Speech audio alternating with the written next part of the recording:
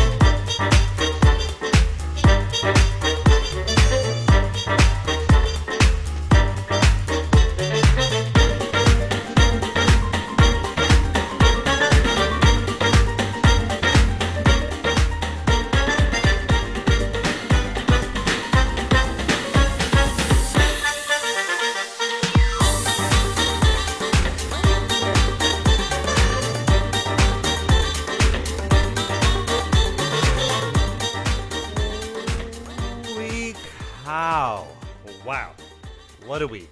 What a week. How's everyone doing? Episode 5. I know, that was a long intro, but I was feeling it. I just did a little dance in here. I've had a week. I've had a moment. I had a moment. This weekend was a little rough for me. It was good. Everything's good. I'm great. But, day 34? 35? 36? I don't even know anymore. I have a Sparkle sketch, and I haven't even, maybe every 3 days I will now upgrade the number, because if we're living in this abstract world, we might as well just kind of just go beyond these numbers. So anyway, I don't know. Those my new, actually these aren't new at all, but I'm going with a headphone look. So I'm going to try to go with a different type of earpiece for all my audio friends, which I believe I have a few out there. Just to keep them going. These are great for DJing. They sound terrible for everything else. Terrible. They're total shit fucking earphones. But for DJing, they're fucking amazing. Anyway, let's get right into it, right? The new news. When the news is nothing new. That's right. Not much new. We're still in this quarantine. We're just doing our thing. Again, I just want to do a shout out to all the people who aren't at home, that actually still have to continue their jobs and don't have these moments of new types of crocheting, a new type of magical hobbies that they don't have. As healing it has been for a majority of the world. There's many people that don't have that luxury. So right off the bat, I just want to give a shout out to everyone that has to keep on working and doesn't have this time, because that is going to be influential and it is going to change the future, and to keep that in mind. But that's some heavy shit, so we're going to get right into that. Let's get into some more lighter shit.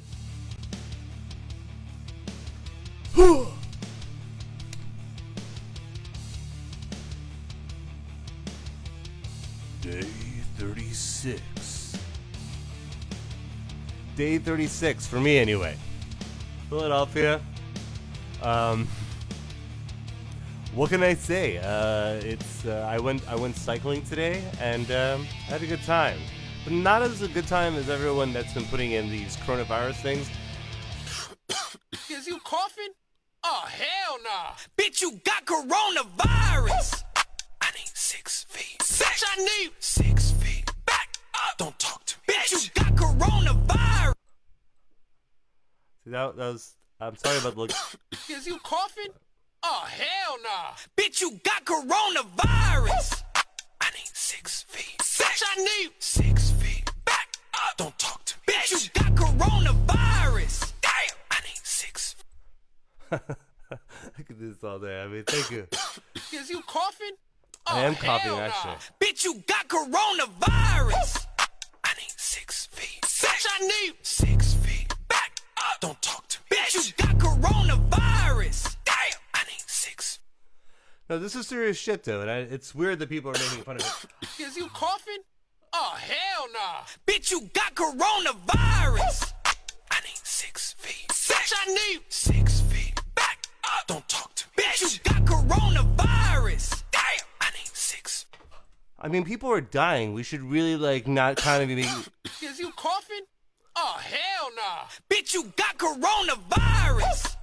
I need 6 feet. Bitch, I need 6 feet. Back up. Don't talk to me. Bitch, you got coronavirus. Damn. I need 6. I mean, literally, people are dying. I don't know... Is you coughing? Oh, hell nah. Bitch, you got coronavirus.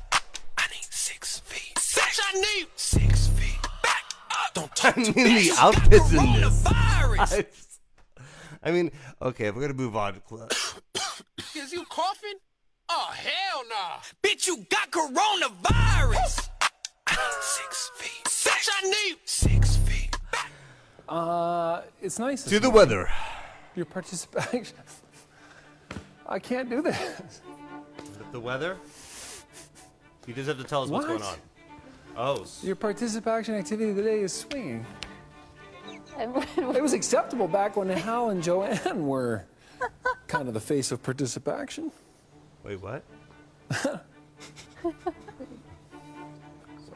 to the dollar store and get a fishbowl. A fishbowl? Oh, swinging at a playground. Swing at a playground? What was this guy talking about? Yeah, put your keys in a bowl. Yeah, I know what you're talking about, unfortunately. So, either way, you get your activity in for the day, I guess. Is you coughing? Oh, hell nah. Bitch, you got coronavirus. I need 6 feet. Bitch, I need 6 feet. Back up. Don't talk to me. Bitch. No, but seriously, the real weather report. Ow! Still 68.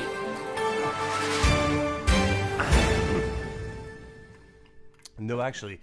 No, but seriously, I don't know if anyone else has had this issue. My nest, I have a nest. Please hack it and fuck with me, I guess, at this point. I don't know what I'm trying to say, but it's been really weird. It's been it's been bringing me through all sorts of, like, weird temperatures. Like, it brought me to, like, 42 degrees or something this morning. I woke up freezing. Just lying frozen as an igloo, shivering like a small Bambi child. It was quite terrible. The only thing I could think that it was trying to do was prepare me for Eskimo knuckle racing. You're probably like, what the fuck, Gaetan? What are you talking about? What is Eskimo knuckle racing? Well, that's what I said myself. And since I got a lot of, let's say I had a couple complaints that people felt that there must be some type of sport. There actually is no sports. All I gotta say is, if the Olympics were crafts, like, every craft person would be like an Olympiad right now, because that's the only shit that's going on right now. There is no sports going on except for golf disc. Everyone's doing that. I would like to see pictures of how people are doing this, because they are, unless they all have their own discs and they have spray bottles. But anyway, if you are doing disc golf, send me some photos, because apparently that's what everyone's doing right now, which is weird, because once again, I feel like that even in anyway. Going into sports, I did find some sports going on, and going back to the Eskimo knuckle racing. Yeah.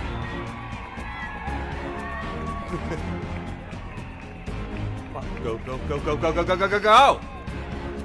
You got this. You've got this! There is a stadium full of people for this. That's like... I mean, I do a lot of yoga, and this to me is extreme. This is like, I mean, is it necessary? I mean, maybe a padded floor, maybe a garden, like some nice earth hopping. But I get it. The solid wood gives it an even... What? He's going out of line. Disqualified, motherfucker. You can't cheat on this. Inside line cheating. This. All right, let's go to flip-floppers. Flip-flopping.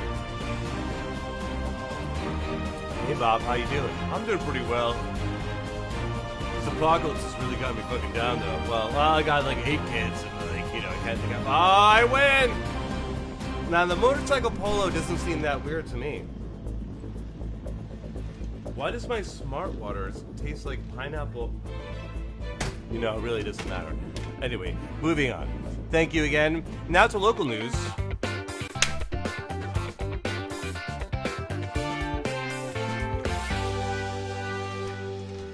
Alright, well, local news. I usually really like local news. It's a little mixed.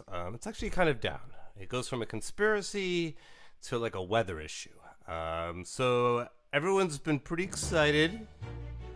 Understandably so, for our drone flyby neighborhood hello. We're still gonna try tomorrow as of right now, but it's a standby hour. So for those of you on the page, just stay connected. We will reach out to you, but there's not gonna be much sun. And we want this to look really good, and we also don't want you to hang out on your ceiling, you know, waiting for a drone like this drone is flying into a tornado, because that's like a new trend right now. Which I'm like, at first I was like, that's crazy, but then I was like, I want to do it. So if there's any other of you that want to like drive drones in the tornadoes, like, let's hang out. Let's just hang out. Anyway, I am not looking forward to this report at all.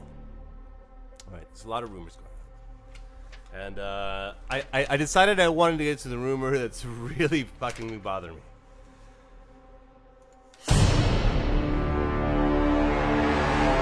And apparently, there's a rumor that Lee Mages, international superstar DJ Lee Mages, a treasure of Philadelphia, who has just recently, him and his beautiful family have just left to live in Costa Rica, in a wonderful land.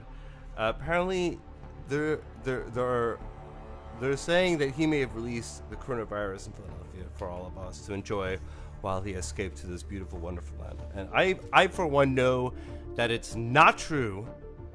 He would never do such a thing. It's absurd. It's just. What's this? I'm sorry. We just on the news, the prompter. It's ready. All right, we just got this in.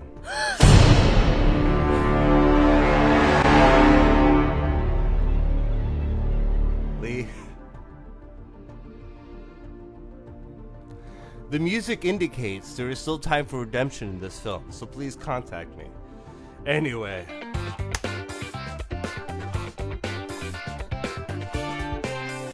Fucking local news, right? Let's see what's next here. Oh, like that wasn't weird. Fucking friend is accused of causing a global pandemic, and this is weird. Anyway, yeah, I don't even know about this weird thing, because this whole show is just becoming weird. We were at a 90% threshold, and now I think we're just it's just weird. I'm surprised the show isn't just called weird, but it's really not that weird. It seems kind of normal, as in a strange, weird way. I guess that makes it weird. Anyway, weird photos. Yeah, I don't think this is weird, more than uncomfortable. Both like physically wearing it and just visually looking at it. I appreciate the architecture, the clear work that it would take to create such a, yeah. Moving on. Ladies, I love the style, the hair thing. The fact that you're sitting with alligators once again makes you question your life choices, and unfortunately, that's part of like. Next.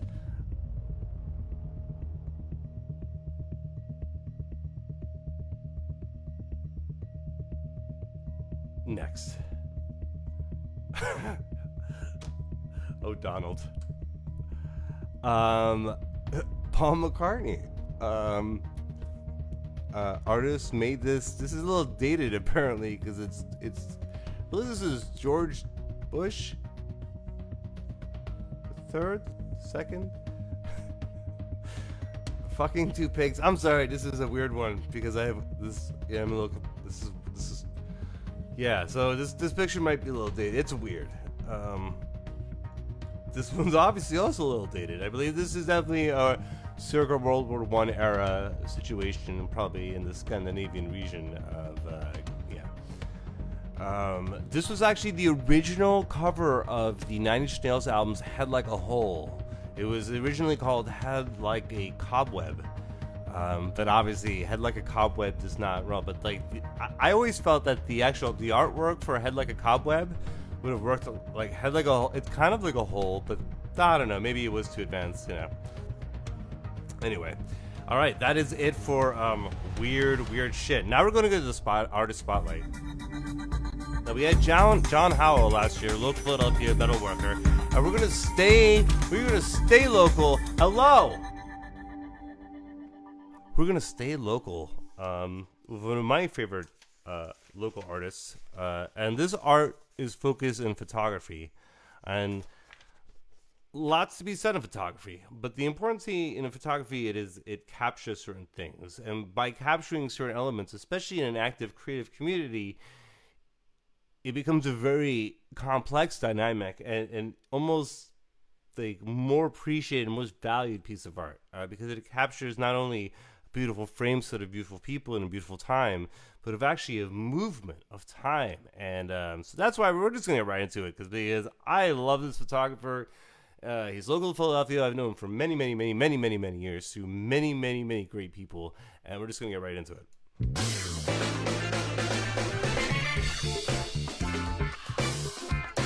Stephen Humphries, artist in quarantine.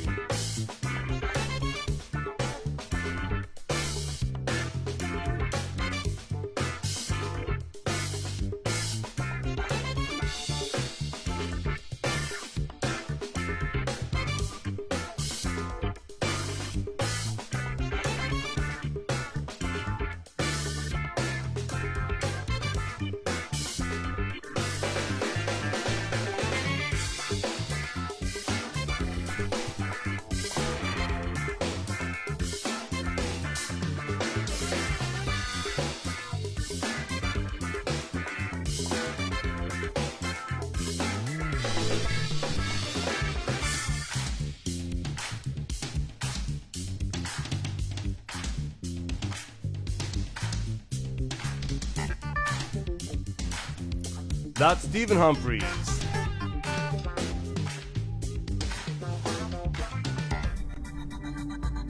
All right. I found that in part of this quarantine, a big part of this. Yeah, this is the energy I want to be with here with this gentleman. And Steve, I just want to thank you so much for everything that you do, because right now, since we're all home, and I'm like home by myself, losing my mind, trying to do this to like kind of keep some type of like relevance, and just want to thank you for everything that you do. You're always there, and it takes responsibility to capture those and moments and to curate. People don't think about the curation. They think about like, oh, you just not like, no, it's curation and releasing into presentation, and you're so good at that. You're good at that, presenting that and gifting it to the community. And right now, especially when we're looking back at like where we're going and how we're going to move forward with all this, it's great to have these really great visual, iconic images to like inspire us to move forward and how we exist as a community. And you have been there through so much of Philadelphia, especially through Fuck It, through PAX, through like so many individual communities in Philadelphia. And thank you so much for everything that you do. Anyway, that's all I want to do for this one. Thank you so much. Now we've got a political ad campaign. I don't know. I have to read this? I gotta read this? Really? Okay. And I like this guy, so okay, I like that. Okay. How would Mad Dog want this? Alright, let me figure this one out. I like being left alone. I find it pretty good. Company. Mad Dog, 2020. I I may be bombastic, ill-informed, but at least I won't get us all killed. Mad Dog, 2020. I believe selling a single bullet to an inconsolable weeping man at a gun store is a bad idea. Mad Dog, 2020.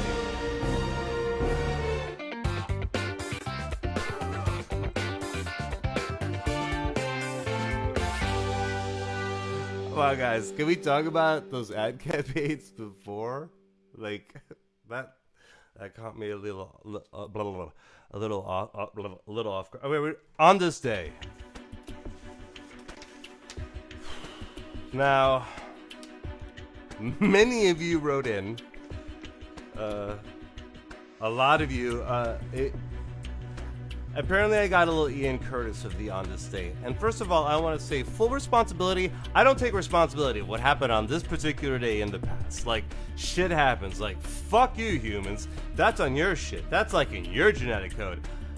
Just, it's my genetic code too. So, yeah. Anyway, on this day.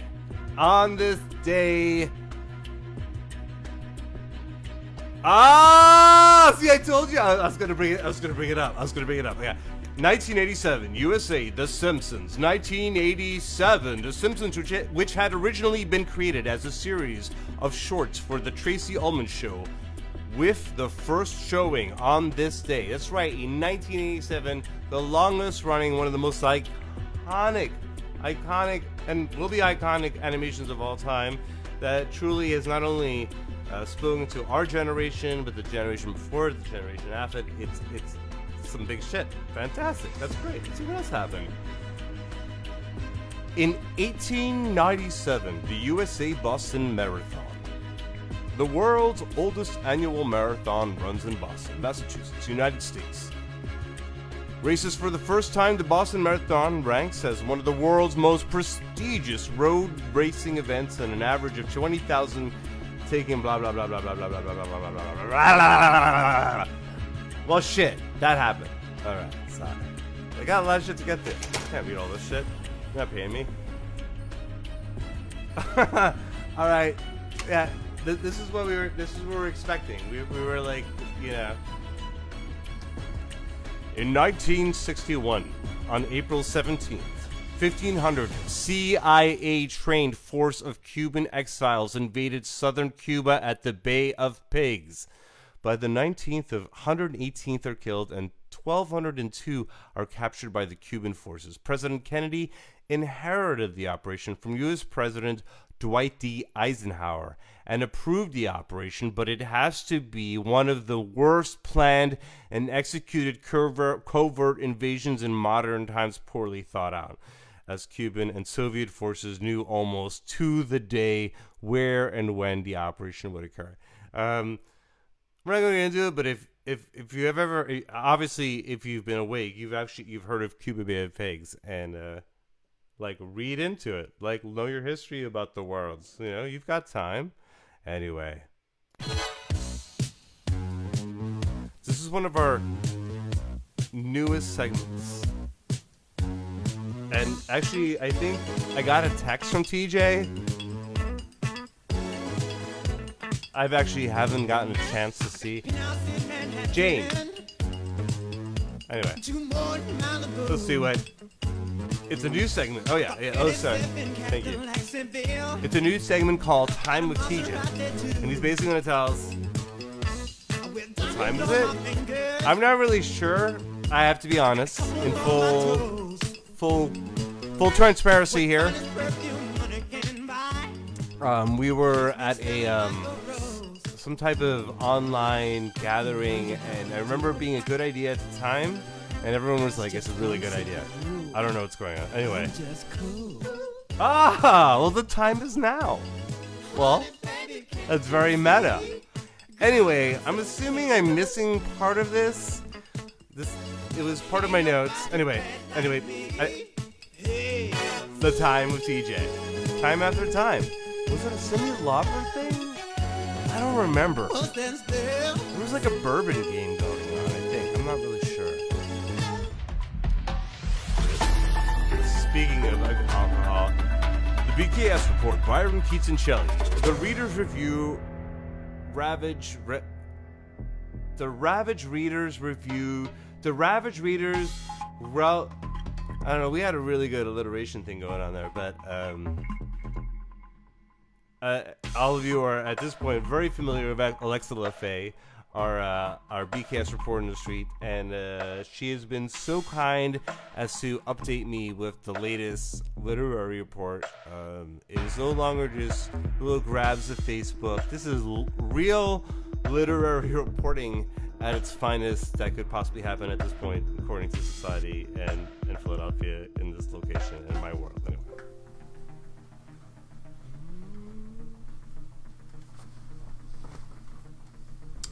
Welcome back to the BKS report, where I like bologna, caraway seeds, that's with a C, and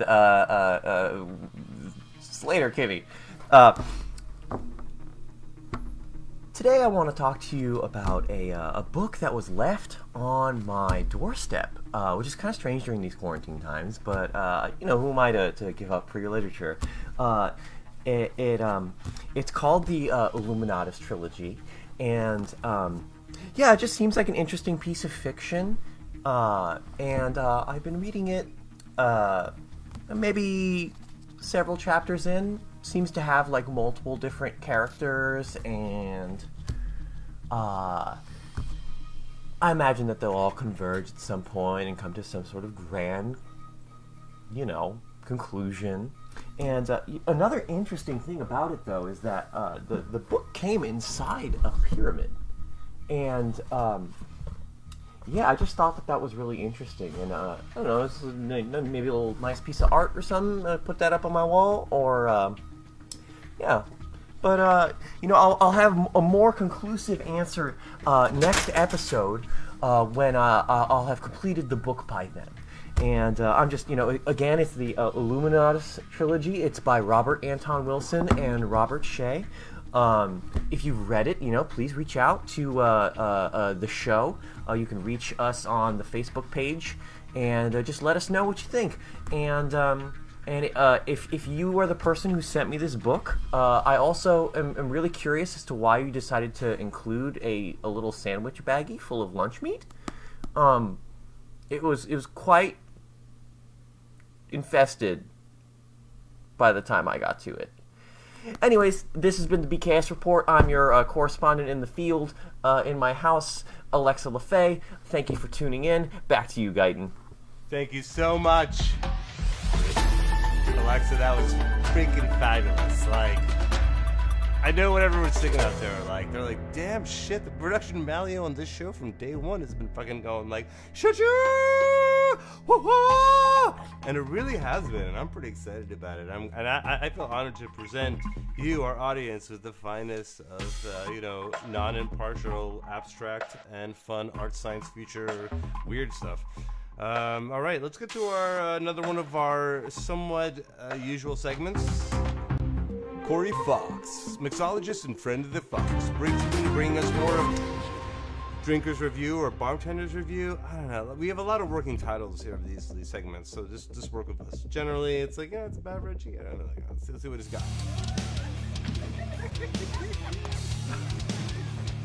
I hear Corey laughing. So I don't know if this segment is just about him being really drunk, watching these crabs, clearly escaping from some holiday return. I'm assuming this is the Bahamas. I don't know where else you would get.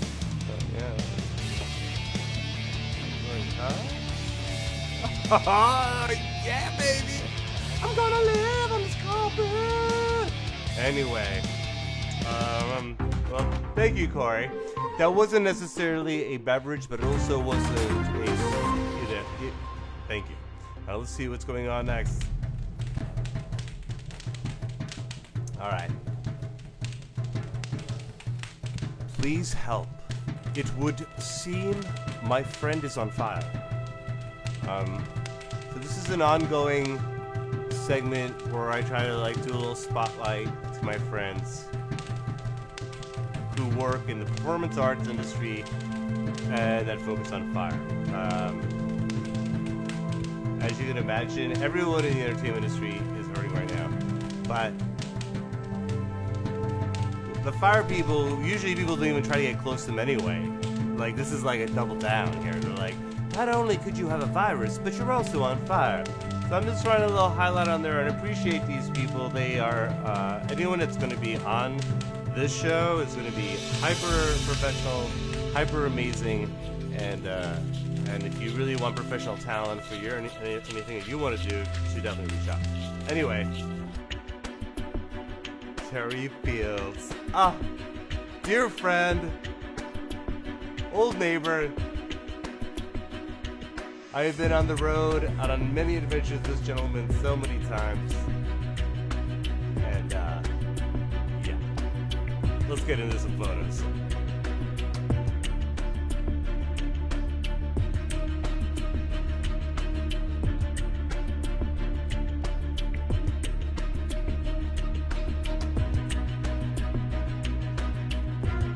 He likes lots of fire, apparently.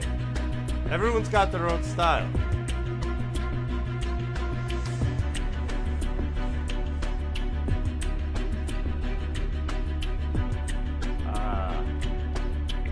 Terry's also been in the film Creed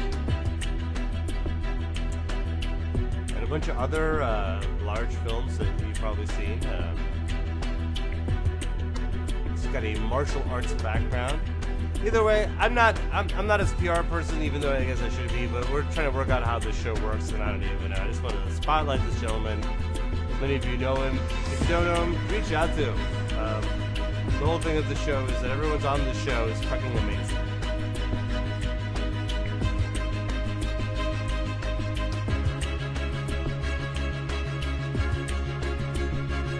Thank you, Terry. Thank you for everything you do. Thank you for bringing the arts into fire. Ah!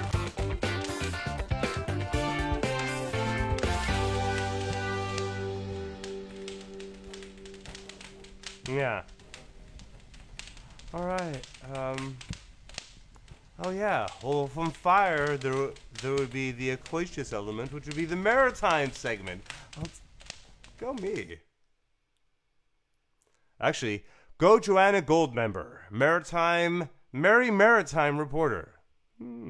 That's clever. Who came up with that? Is that? That's good. Welcome back, all ye land lovers, to another episode with Admiral Goldberg. Here today we're gonna learn a little bit about boating safety. Welcome back, everyone. You can never be too prepared for the dangers at sea.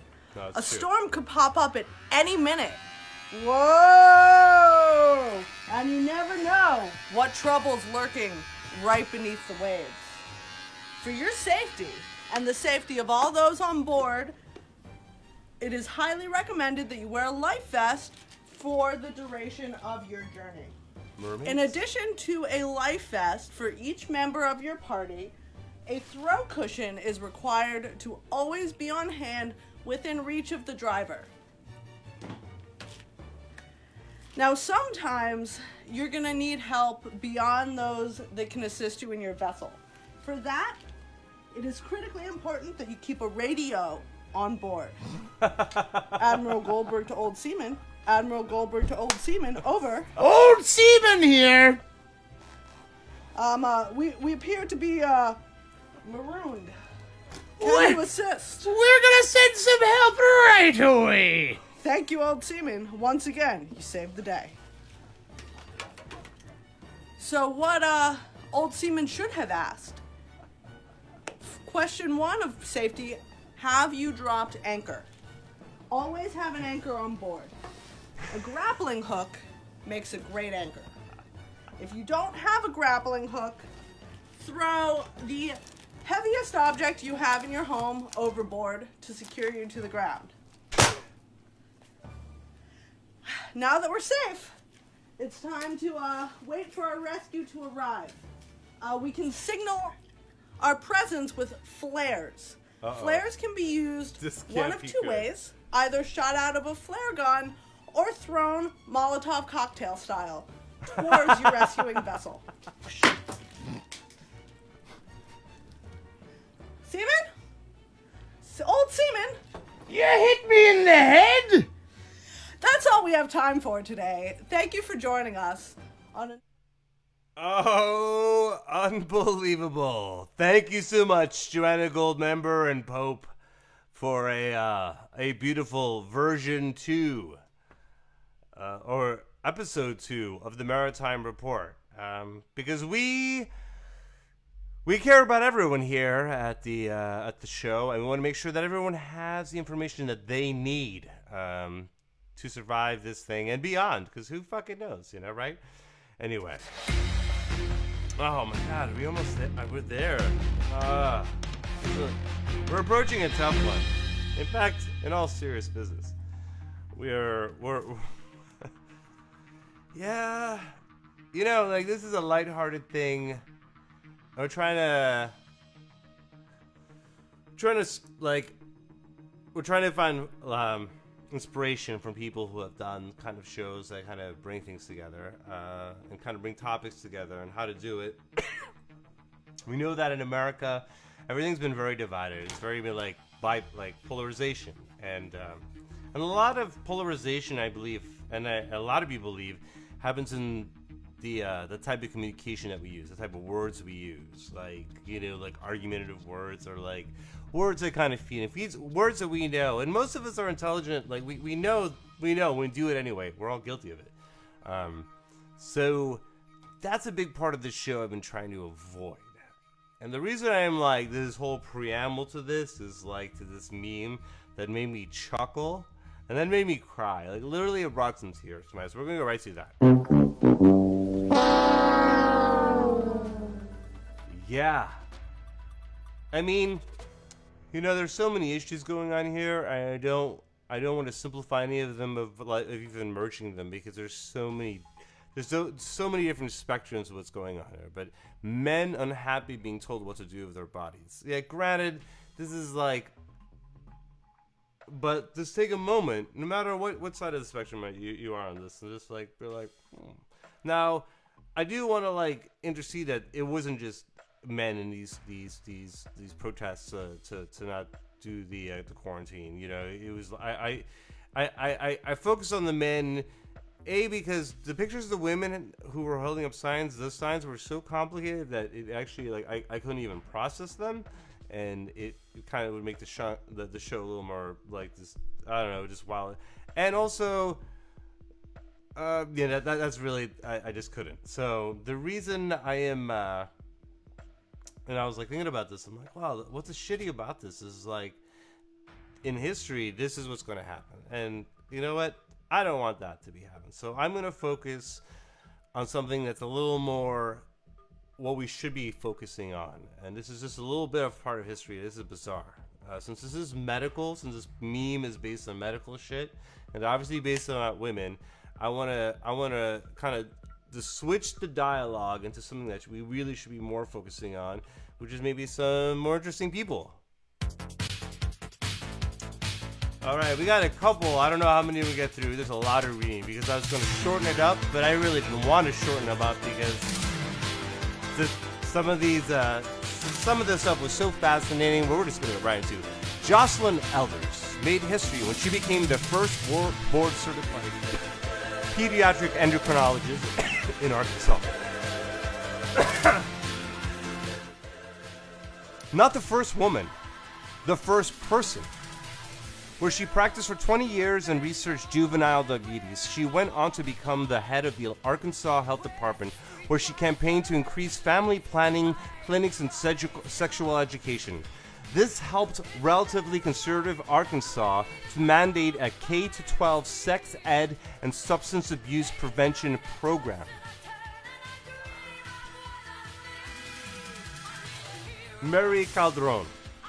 Mary Calderon didn't enter medical school until she was 30 and already had children and an acting career behind her. Right on.